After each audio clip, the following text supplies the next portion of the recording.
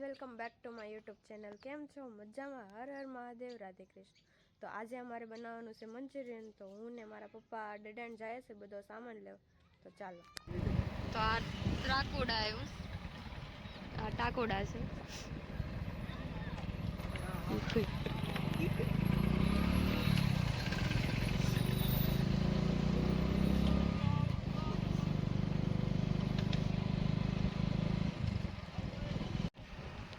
તો ડેડાણ આવી ગયું છે। અમારે અહીંથી બધો સામાન લેવાનો છે મંચુરિયન બનાવવાનો। તો હવે અમે અંદર જઈશું બજારમાં।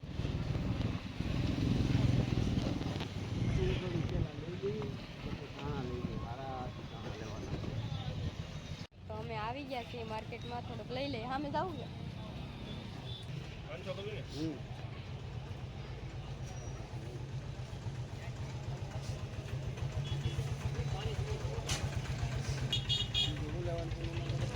ધાણા ધાણા ધાણા લીલા નાખી દો ને દસ ને।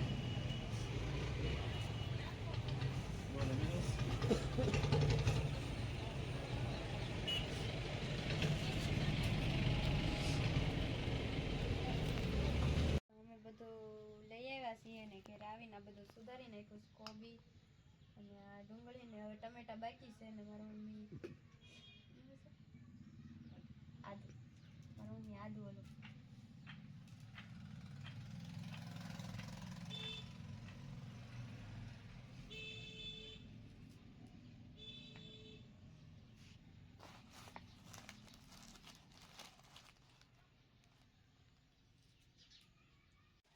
તો એટલી વસ્તુ રેડી થઈ ગઈ છે। આ આદુ, લસણ, ધાણા ને ટમેટા ને મરચા ને આ છે કાંદા, આ કોબી, આ બધા સોસ ને આ મેંદા ને આ મંચુરિયનનો મસાલો। તો એટલી વસ્તુ રેડી થઈ ગઈ છે।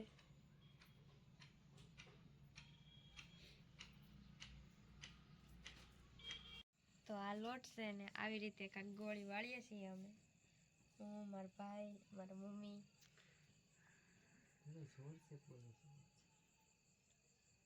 બતાવો તો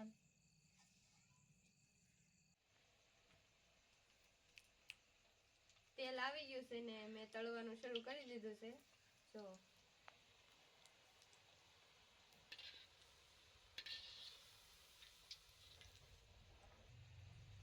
હમણાં બતાવું તમને કેવી તળાયા। તો આ રીતના તળાઈ ગયા ને પ્રોગ્રામ રાતનો રાખેલો છે।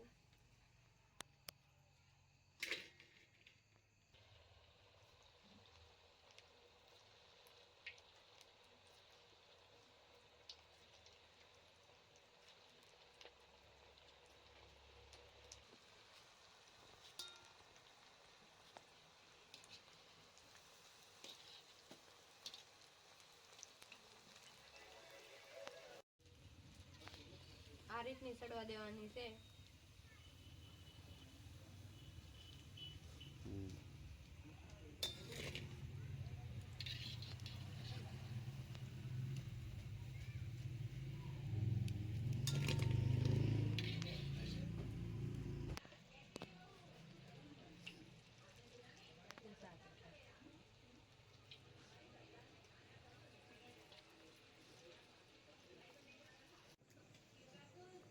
તો આ એટલી તળાઈ ગઈ છે ને એટલી તળવાની બાકી છે ને આ તળાઈ છે। આ તળાઈ જાય એટલે આ નાખી દઉં। પછી આ ગોટીનું તો બધું પૂરું થઈ જાય પછી આનો વઘાર કરવાનો છે। એ બધું અહીંયા બધું સુધારેલું જ છે, એ અહીંયા જ કરવાનું છે ને આમ જ કરવાનું છે।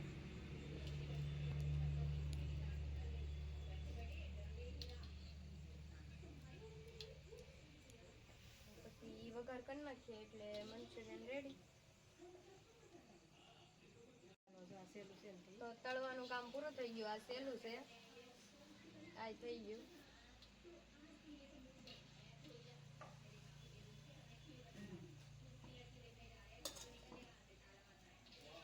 ગોટી બધી તળાઈ ગઈ,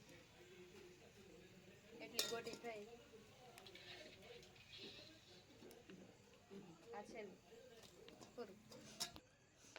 તો આ આદુ, લસણ ને મરચાંનો પેસ્ટ છે એ પહેલા આપણે નાખી દઈશું।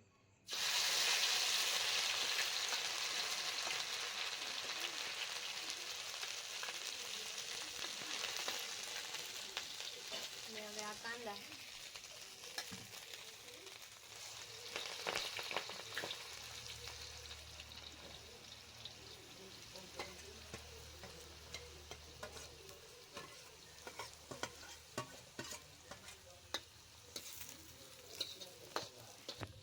હવે આને હું હલાવી ઘડીક એટલે આની ગ્રેવી બનશે.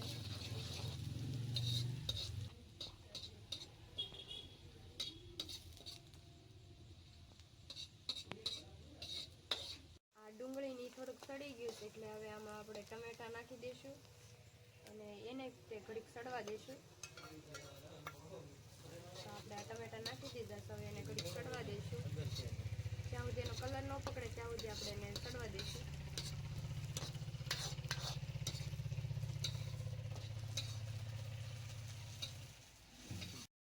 તો હવે આમાં આપણે નિમક નાખી દઈશું, થોડુંક હલાવી નાખી એટલે મિક્સ થઈ જાય. ને હવે હળદર નાખી દઈશું. તો હવે આપણે આમાં હળદર નાખી દઈશું ને થોડુંક ધાણા જીરું.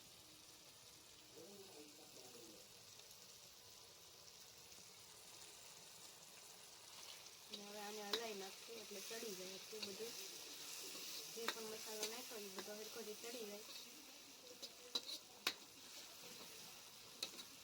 આમાં બધો મસાલો નાખી દીધો છે. હવે મરચાં નાખી દઈશું થોડુંક ભેળવેલું ને એને થોડુંક ફેરવી નાખશું એટલે હરખોથી ચડી જાય.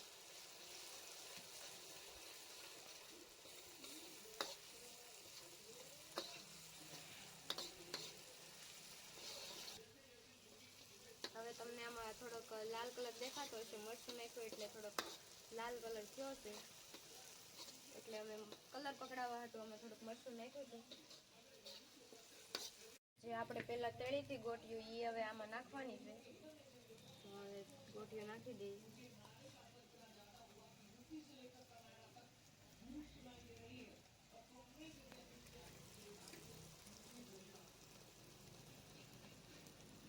અને હલાવવાનું છે. અમે બધું નાખી દીધું ગોટી ને એવું બધું. હવે આને કંઈક ચડવા દઈશું અમે. પછી સોસ ને એવું બધું નાખવાનું છે એ તમને બતાવશું પછી.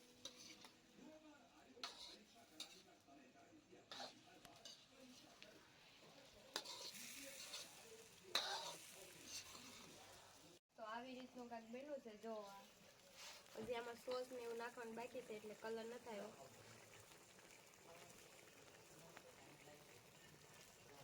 મસાલો છે એ હું આમાં નાખું છું.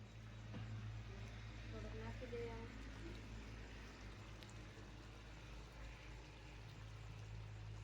ને હવે આને હું મિક્સ કરી નાખું એટલે હરખો મિક્સ થઈ જાય મસાલો.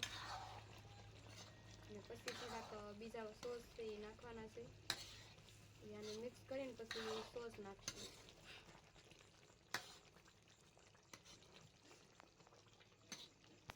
Chilli sauce, red chilli sauce એ આપણે નાખી દઈશું થોડો.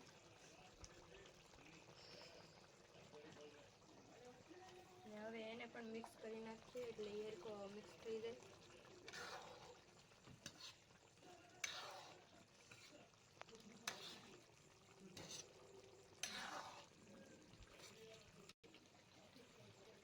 એને નાખી દઈશું થોડો.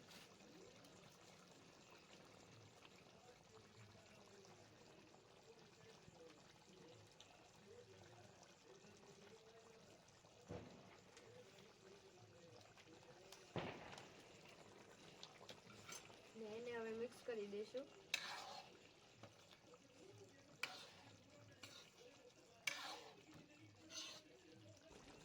તો હવે જે ઓરિજિનલ મંચુરિયન હોય એનો કલર હોય એવો કલર આવી ગયો છે. એ આ સોયા સોસ નાખવાથી આવ્યો છે એટલે એનાથી જો આવો કલર આવી ગયો છે.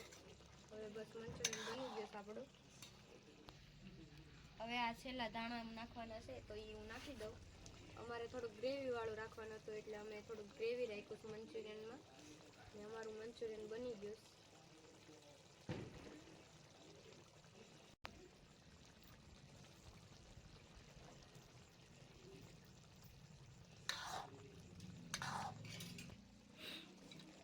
તો મંચુરિયન અત્યારે રેડી છે. અમે તમને પીરસીને બતાવીએ. ચાલો. મંચુરિયન રેડી છે, તો બધા હાલો જમવા.